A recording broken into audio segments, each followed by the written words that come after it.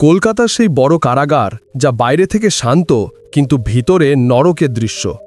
এখানে রাত সূর্য ডোবার কারণে শুরু হতো না, বরং মানবতার অবসানের মাধ্যমে শুরু হতো। পোশাকের আড়ালে লুকিয়ে থাকা নরপশুরা প্রতি রাতে আসত, যা চাইতো তাই করত, আর বন্দি নারীরা ভয়ে মুখ খুলতে পারত না। তারা জানত যদি কিছু বলে ফেলে তাহলে জীবন নরক হয়ে যাবে। কিন্তু সেই অন্ধকারের দেয়াল ভেদ করার জন্য এক ঝড় এসে পড়েছিল। নাম তার আইপিএস নুসরাত জাহান, এক নির্ভীক ও স্পষ্টবাদী অফিসার যিনি সিস্টেমের প্রতিটি অত্যাচার মূল থেকে উৎপাটন করার শপথ নিয়েছিলেন। তিনি বলেছিলেন এখন আর এসব সহ্য করা হবে না। তিনি একটি সিদ্ধান্ত নিলেন, এমন একটি সিদ্ধান্ত যা তার জীবনকে চিরতরে বদলে দিতে পারত। নুসরাত তার আইপিএস উর্দি খুলে ফেললেন এবং এক অসহায় বন্দির ছদ্মবেশ ধারণ করলেন। মিশনটি ছিল স্পষ্ট, কারাগারের ভিতরে ঘটে যাওয়া অন্যায়কে নিজের হাতে ধরা। প্রথম রাতেই কারাগারের বড় শয়তানরা ভিতরে এলো এবং তাদের সোজা দৃষ্টি পড়ল নুসরাতের ওপর। এখন প্রশ্ন হল, একজন আইপিএস অফিসার কি অন্য বন্দীদের মতোই সেই নরপশুদের হাতে ধ্বংস হয়ে যাবেন? সেই ভয়ঙ্কর রাত কি তার শেষ মিশন হয়ে উঠবে, নাকি আইপিএস নুসরাত জাহান সেই সমস্ত নেকড়েদের তাদের নিজেদের গর্তে ঢুকে ধরে ফেলবেন? এটি জানতে ভিডিওটি শেষ পর্যন্ত দেখুন। বন্ধুরা, পশ্চিমবঙ্গের একটি শহর কলকাতা, যা বাইরে থেকে যতটা সুন্দর দেখায় ভিতরে ততটাই অন্ধকার ও ভয়ঙ্কর সত্যে ভরা। বলা হয় এই শহর কখনো ঘুমায় না। এই শহরেই এক নির্ভীক ও কঠোর মনোভাবের police officer IPS Nusrat Jahan নিযুক্ত ছিলেন। নুসরাত বাইরে থেকে শান্ত ও সুস্থির দেখাতেন, কিন্তু ভিতরে তিনি ছিলেন ইস্পাতের মতো কঠিন, ন্যায়ের জন্য নির্মম এবং নীতিতে অটল একজন মহিলা। কলকাতার বড় বড় অপরাধীরা তার নাম শুনলেই কাঁপতে শুরু করত। এটি বিখ্যাত ছিল যে যদি কোনো অপরাধী নির্দোষ হয় তবুও নুসরাত জাহানের ভয়ে নিজের অপরাধ স্বীকার করে ফেলত। নুসরাত বর্ধমানের একটি ছোট শহর থেকে উঠে এসে এই বড় শহর কলকাতায় তার পরিশ্রম ও সংগ্রামের জোরে আইপিএস পদে পৌঁছেছিলেন। তিনি শুধু একজন আইপিএস অফিসারই ছিলেন না, বরং তাদের জন্য আশার আলো ছিলেন যাদের ওপর অত্যাচার করা হয়েছিল। তার একটি নীতি ছিল, অত্যাচারী যত বড়ই হোক না কেন শাস্তি পাবেই। এই কারণেই কলকাতার গলিগলিতে তার নামে ভয় ছড়িয়ে পড়ত।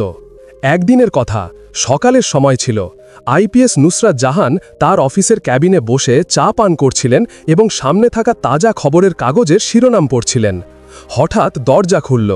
ভিতরে এলো একজন কারাগারের কর্মচারী, শ্যামল, যে কলকাতা মহিলা কারাগারে রান্নাঘরের সহকারী ও পরিচ্ছন্নতার কাজে নিযুক্ত ছিল। শ্যামলের মুখ ফ্যাকাশে হয়ে গিয়েছিল। সে দ্বিধায় বলল, ম্যাডাম, আমার আপনার সাথে একটি অত্যন্ত গুরুত্বপূর্ণ কথা বলতে হবে। নুসরাত খবরের কাগজটি টেবিলে রাখলেন, চায়ে কাপটি হালকাভাবে পাশে সরিয়ে গম্ভীরভাবে বললেন, হ্যাঁ শ্যামল, বলো কি ব্যাপার? শ্যামল ভীত কণ্ঠে বলল, ম্যাডাম, কলকাতা কারাগারে মহিলা বন্দীরা নিরাপদ নয়। রাতে তাদের সাথে খুব খারাপ ব্যবহার করা হয়, তাদের ভয় দেখানো হয়, হুমকি দেওয়া হয় এবং তাদের শোষণ করা হয়। নুসরাতের মুখে গভীর গাম্ভীর্য ফুটে উঠল। তিনি কঠোর কণ্ঠে বললেন, তুমি কি বুঝতে পারছো তুমি কতটা গুরুতর অভিযোগ করছো? শ্যামলের কণ্ঠ কাঁপছিল।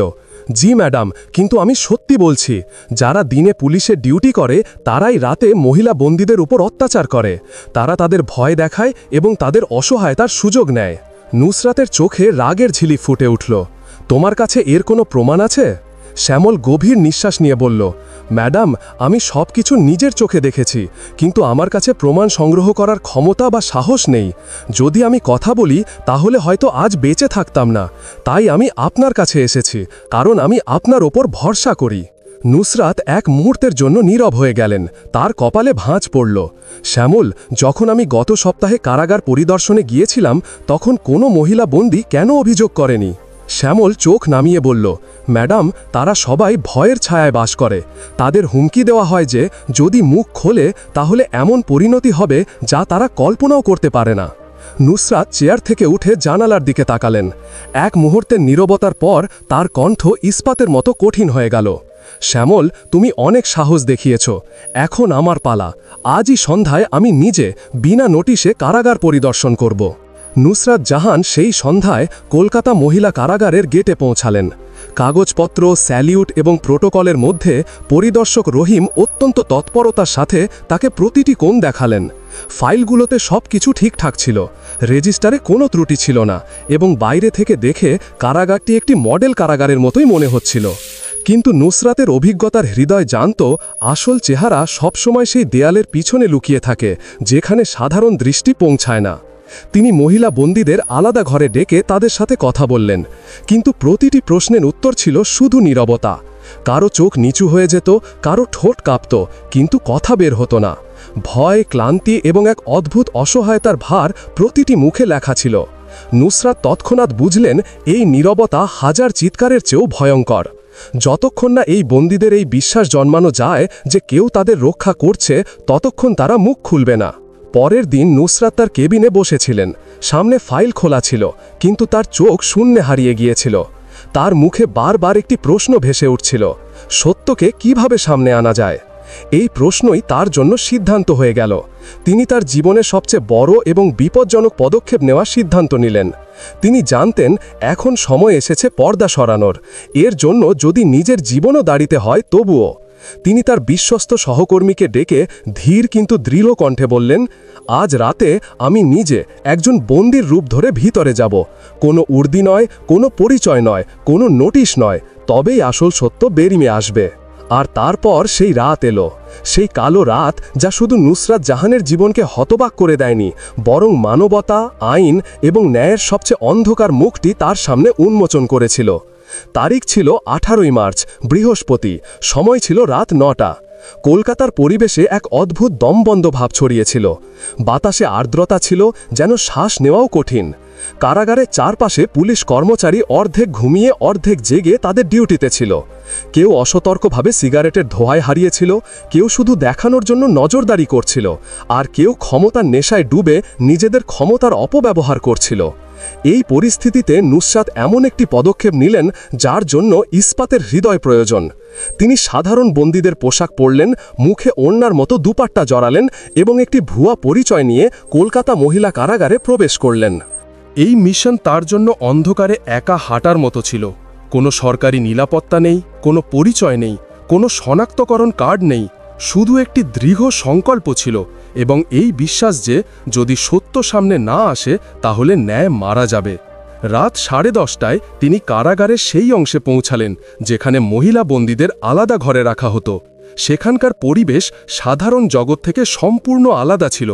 দেয়ালে আর্দ্রতার দাগ, দুর্গন্ধে ভরা বাতাস, বন্দীদের দমিয়ে রাখা কান্না, আর মাঝে মাঝে গালি ও লাঠির শব্দ। নুসরাত যে দৃশ্য দেখলেন তা যে কোনো শক্তিশালী মানুষের হৃদয় কাঁপিয়ে দেওয়ার জন্য যথেষ্ট ছিল। কিছু পুলিশ কর্মকর্তা বন্দী মহিলাদের জোর করে নাচাচ্ছিল, কেউ তাদের শরীরে হাত বুলাচ্ছিল, কেউ অশ্লীল মজা করছিল। কিছু নারী অসহায়ভাবে নীরবে সহ্য করছিল। কারোর চিৎকার দমিয়ে দেওয়া হয়েছিল, আর কারো মুখে সেই যন্ত্রণা লেখা ছিল যা কথায় প্রকাশ করা যায় না। নুসরাতের হৃদয়ের ধড়কন তীব্র হয়ে গেল। তিনি জানতেন এই কারাগার শুধু একটি কারাগার নয়, বরং একটি অন্ধ নগরী যেখানে ক্ষমতা আইনের ওপর ভারী। কিন্তু তিনিও প্রস্তুত হয়ে এসেছিলেন। তার পোশাকের ভিতরে একটি ছোট গোপন ক্যামেরা লাগানো ছিল যা প্রতিটি দৃশ্য রেকর্ড করছিল। কলারের নিচে লুকানো মাইক্রোফোন প্রতিটি শব্দ একটি গোপন দলের কাছে পৌঁছে দিচ্ছিল। নুসরাত জাহান একা ছিলেন না, তার সাহসের সাথে সত্যের একটি পুরো দল দাঁড়িয়েছিল। নুসরাত যখন কারাগারের ভিতরে বন্দীদের মাঝে পৌঁছালেন, একজন পুলিশ কর্মকর্তা দ্রুত পায়ে তার দিকে এগিয়ে এলো। তার চোখে সন্দেহ এবং ঠোঁটে তাচ্ছিল্য ছিল। সে তীক্ষ্ণ দৃষ্টিতে বলল, এই তুমি কে? তোমাকে আগে কখনো এখানে দেখিনি। তোমার নাম কি? নুসরাত গভীর নিঃশ্বাস নিয়ে, যেন তার রাগ এবং সত্যকে নিয়ন্ত্রণ করছেন, নরম কণ্ঠে বললেন, সাহেব, আমি আজই এখানে আনা হয়েছি সব বন্দীদের সাথে শিফটে। পুলিশ কর্মকর্তা তার মুখের ওপর আরও কঠোর কণ্ঠে বলল, কি অপরাধ করেছ তুমি? নুসরাত চোখ নামিয়ে বললেন, আমার ওপর চুরির অভিযোগ আছে, কিন্তু আমি নির্দোষ, আমি কিছুই করিনি। পাশে দাঁড়ানো 2-3 জন পুলিশ কর্মকর্তা বিষাক্ত হাসি হাসতে লাগল। একজন তাচ্ছিন্ন করে বলল, হ্যাঁ হ্যাঁ, প্রতিটি বন্দী এই একই কথা বলে, সত্য কেউ বলে না। তুমি নাম কি বললে? নুসরাত তার কণ্ঠ নরম রেখে বললেন, আমার নাম ফারিদা। একজন পুলিশ কর্মকর্তা অহংকারে বলল, বাহ, নামটাও বেশ অদ্ভুত। ঠিক আছে, এখন বেশি কথা না বলে আমাদের পা টিপে দাও, নইলে পরিণতি ভালো হবে না। নুসরাত তার চোখে চোখ রেখে শান্ত কিন্তু ইস্পাতের মতো কণ্ঠে বললেন, সাহেব, আমি এখানে আমার সাজা ভোগ করতে এসেছি, আপনার সেবা করতে নয়। যতক্ষণ না আমার অপরাধ প্রমাণিত হয় আমি শুধু একজন সন্দেহভাজন, কৃতদাস নয়। এই কথা শুনে পরিবেশে উত্তেজনা ছড়িয়ে পড়ল। একজন পুলিশ অফিসারের রক্ত গরম হয়ে গেল। সে রাগে চিৎকার করে বলল, জিভ বেশি চলে তোর, যা বলা হয় তাই কর, নইলে এমন কুঠুরিতে ফেলব যে সারা জীবন কাঁদবি। নুসরাত তার কণ্ঠ আরও দৃঢ় করলেন, যেন ভয়ের সমস্ত দরজা তার জন্য বন্ধ হয়ে গেছে। আমি ভয় পেতে আসিনি, আমি এখানে আমার উপর লাগানো মিথ্যা দাগ ধুয়ে ফেলতে এসেছি। তুমি যত হুমকি দিবে আমার সাহস তত বাড়বে।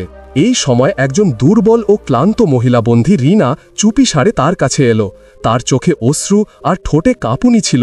সে ধীরে বলল, বসে পড়ো বোন, এদের সাথে কিছু বলিস না, যা বলে তাই কর। এরা মারে, অপমান করে। এখানে শুধু একটি নিয়ম, বাঁচ কিন্তু চুপ থাক। নুসরাত তাকে আলতোভাবে জিজ্ঞেস করলেন, তুই কেন কখনো এদের বিরুদ্ধে কথা বলিসনি? রিনা চারপাশে ভীত দৃষ্টিতে তাকিয়ে ফিসফিস করে বলল, এখানে ভয় আছে। যে মুখ খুলেছে তাকে একা ঘরে বন্দি করা হয়েছে, আর তারপর রাতে এমন কিছুতে ফেলা হয়েছে যা ভাবলেও আত্মা কেঁপে ওঠে। সেই মুহূর্তে একজন পুলিশ অফিসার এগিয়ে এসে নুসরাতের হাত ধরল এবং কঠোর কণ্ঠে বলল, বাস, এবার বেশি হয়েছে। এখন তোকে এমন ঘরে নিয়ে যাব যেখানে তোর সমস্ত গর্ব ধুলোয় মিশে যাবে। নুসরাত জানতেন এখন খেলা আসলভাবে শুরু হচ্ছে। তিনি নীরবে তাদের সাথে চললেন। তাকে একটি অন্ধকার ঘরে ঠেলে দেওয়া হলো, যেখানে শুধু দুজন পুলিশ অফিসার, অমিত ও বিজয়, আর তিনি ছিলেন। দরজা ভিতর থেকে বন্ধ করে দেওয়া হলো।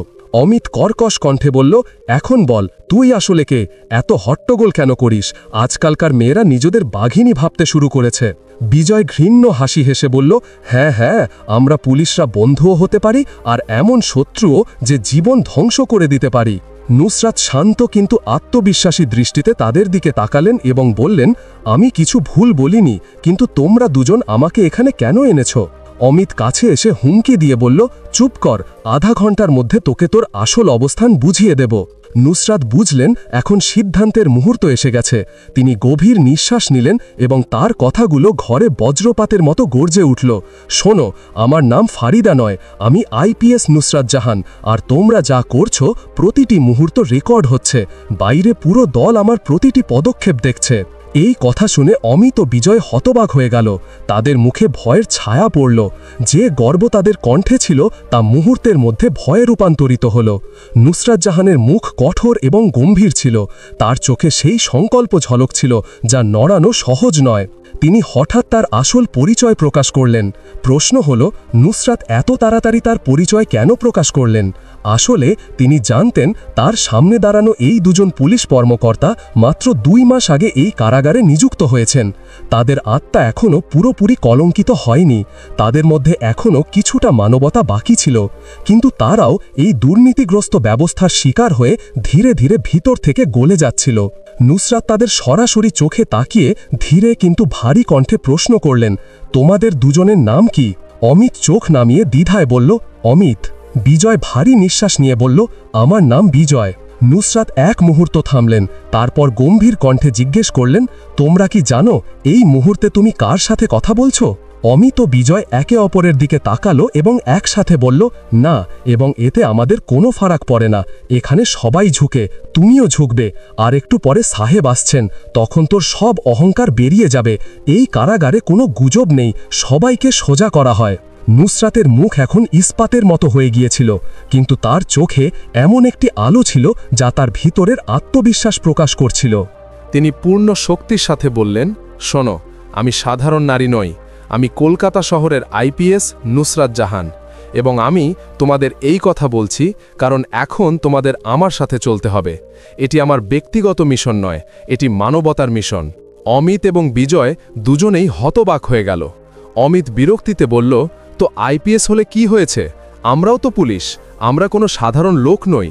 বিজয় হাসি ঠাট্টা করে বলল, হ্যাঁ হ্যাঁ, দেখ অমিত, এ তো বড় ফিল্মি কথা বলছে। যদি ফিল্মে থাকতো তাহলে এতদিনে বড় হিরোইন হয়ে যেত। কিন্তু নুসরাত জাহান জানতেন এটি হাসি বা ভয় পাওয়ার সময় নয়। তিনি তার কণ্ঠ আরও উচ্চ করলেন, কণ্ঠে ইস্পাত ভরে বললেন, তোমরা দুজন ভুলে যাচ্ছ তুমি কার সামনে দাঁড়িয়ে। এটি আমার শেষ সতর্কবাণী। নিজের সীমার মধ্যে থাকো, নইলে মনে রাখো চাকরি তো হারাবেই, কিন্তু এই কারাগারে ঠিক এই নারীদের পাশে দাঁড়িয়ে থাকবে যাদের তুমি অত্যাচার করেছ। আর সেই দিন তোমার জীবনের সবচেয়ে খারাপ দিন হবে। এই কথাগুলো ঘরে বজ্রপাতের মতো গর্জে উঠল। অমিত ও বিজয়ের মুখে প্রথমবার ভয়ের চিহ্ন ফুটে উঠল। তাদের পা কাঁপতে লাগল, শ্বাস ভারী হয়ে গেল। তাদের বুঝতে পারল তাদের সামনে দাঁড়ানো এই নারী কোনো দুর্বল বন্দী নয়, বরং এমন এক শক্তি যাকে দমানো অসম্ভব। নুসরাত পূর্ণ আত্মবিশ্বাসের সাথে তার পকেট থেকে একটি পরিচয়পত্র বের করলেন। পাশে তার নাম, পদবি এবং পুরো সার্ভিসের বিবরণ লেখা ছিল। অমিত ও বিজয় যখন তা দেখল, তারা তৎক্ষণাৎ হাঁটু গেড়ে তার পায়ের কাছে পড়ে গেল। দুজন একসাথে বলল, ম্যাডাম, আমাদের মাফ করে দিন, আমরা আপনাকে চিনতে পারিনি, আমাদের থেকে বড় ভুল হয়ে গেছে। এমন ব্যক্তিত্ব আমরা আমাদের জীবনে কখনো দেখিনি। নুসরাত গভীর নিঃশ্বাস নিয়ে ধীরে বললেন, আমি তোমাদের মাফ করতে পারি, কিন্তু একটি শর্তে, তোমাদের সত্যের পাশে দাঁড়াতে হবে। যদি তুমি আমার সাথে থাকো তাহলে তুমি বাঁচতে পারো, নইলে তুমিও সেই নরপশুদের সারিতে দাঁড়িয়ে যাবে যাদের আমি কখনো ছাড়ব না। অমিত ও বিজয় তৎক্ষণাৎ মাথা নিচু করে বলল, জি ম্যাডাম, আমরা আপনার সাথে আছি, আপনি যা বলবেন আমরা তাই করব। নুসরাত তাদের চোখে তাকালেন, যেন পরীক্ষা করছেন তারা মিথ্যা বলছে কিনা। তারপর ধীরে বললেন, তাহলে সত্য বলো, প্রতি রাতে যখন এই কারাগার অন্ধকারে ডুবা যায়, দরজা বন্ধ হয়ে যায়, তখন এই অসহায় নারীদের সাথে কি হয়? ঘরে এক মুহূর্তের জন্য নীরবতা ছেয়ে গেল। তারপর দুজন ভারী হৃদয়ে সেই রহস্য খুলতে শুরু করল, যা পুরো ব্যবস্থার ভয়ঙ্কর মুখটি উন্মোচন করতে চলেছিল। অমিত এবং বিজয় একে অপরের দিকে তাকিয়ে কিছুক্ষণ নীরব দাঁড়িয়ে রইল। তাদের মুখে ভয় এবং ঘামের মিশ্রিত রেখা ফুটে উঠছিল। তারপর যেন বন্ধ ঠোঁট থেকে জল ঝরে পড়ল। তারা একে একে সব কিছু বলতে শুরু করল, যা নুসরাত শোনার কল্পনাও করেননি। রাতের অন্ধকারে কিভাবে নারীদের তাদের কুঠরি থেকে বের করা হয়, কিভাবে উর্দি পরা মানুষ রক্ষক নয় বরং নরপশু হয়ে ওঠে, কিভাবে শারীরিক এবং মানসিক শোষণের সেই দৃশ্য ঘটে যা বর্ণনা করতে গেলেও আত্মা কেঁপে ওঠে, আর কিভাবে উচ্চপদস্থ কর্মকর্তাদের মিলিমতো এই সব কিছু লুকিয়ে রাখা হয়। ফাইলে মিথ্যা রিপোর্ট ভরে সব কিছু দমিয়ে দেওয়া হয়। নুসরাত জাহানের মুখ রাগে লাল হয়ে গেল। তার চোখে সেই আগুন জ্বলতে শুরু করল যা বড় বড় অপরাধীদের কাঁপিয়ে দেয়। এখন তিনি নিশ্চিত হলেন যে কারাগারের রান্নাঘরের সহকারী শ্যামল যা বলেছিল তা কোনো গুজব নয়, বরং নগ্ন সত্য। তিনি পকেট থেকে একটি ছোট ভিডিও ক্যামেরা এবং মাইক বের করে অমিত ও বিজয়ের দিকে এগিয়ে দিয়ে ইস্পাতের মতো কণ্ঠে বললেন, এটি তোমাদের কাছে রাখো, আজ থেকে প্রতিটি মুহূর্ত, প্রতিটি ক্ষণ রেকর্ড হবে। এই অন্ধ নগরীতে যা কিছু হয় তা সব বিশ্বের সামনে আনতে হবে। অমিত এবং বিজয় দ্বিধায় পড়ল, তাদের হাত কাঁপতে লাগল, কিন্তু নুসরাত তাদের চোখে তাকিয়ে আত্মবিশ্বাস জাগালেন। ভয় পাওয়ার দরকার নেই, তোমরা দুজন নূতন, তোমাদের দামন এখনো পরিষ্কার।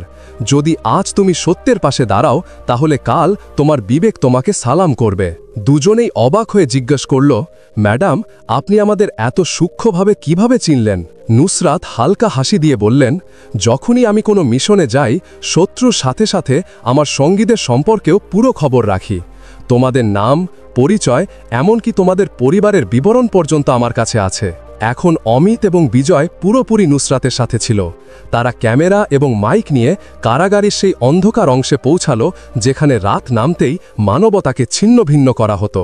তারা সব কিছু ধরে ফেলল, বন্দি নারীদের দমিয়ে রাখা চিৎকার, নরপশু উর্দিধারীদের হাসি, তাদের অশ্লীল কথাবার্তা এবং সেই অত্যাচার যা বছরের পর বছর ধরে লুকিয়েছিল। ভোর হওয়ার আগে নুসরাত নীরবে কারাগার থেকে বেরিয়ে এলেন। কেউ কিছু জানতে পারল না। পরের সকালে হেডকোয়ার্টারের কনফারেন্স হলে যখন তিনি সেই ভিডিও প্রমাণ পেশ করলেন, তখন পুরো বিভাগে নীরবতা ছেয়ে গেল। বড় বড় কর্মকর্তারা হতবাক হয়ে গেলেন। তৎক্ষণাৎ একটি বিশেষ দল গঠন করা হলো। রাতের অন্ধকারে অত্যাচারকারী উর্দিধারীদের সেই দিনই হাতে নাতে ধরা হলো। তাদের উর্দি খুলে ফেলা হলো, চাকরি বাতিল করা হলো এবং কয়েক ডজন মামলা দায়ের করা হলো। নুসরাত জাহানের এই পদক্ষেপ পুরো কলকাতা পুলিশ বিভাগে গুঞ্জন তুলল। তিনি একটি উদাহরণ হয়ে উঠলেন যে যদি ইচ্ছা দৃঢ় হয় তাহলে সবচেয়ে শক্তিশালী ব্যবস্থাকেও কাঁপিয়ে দেওয়া যায়। বন্দি নারীরা দৌড়ে এসে তার পায়ে পড়ে গেল, তাদের চোখে অশ্রু এবং ঠোঁটে ধন্যবাদ।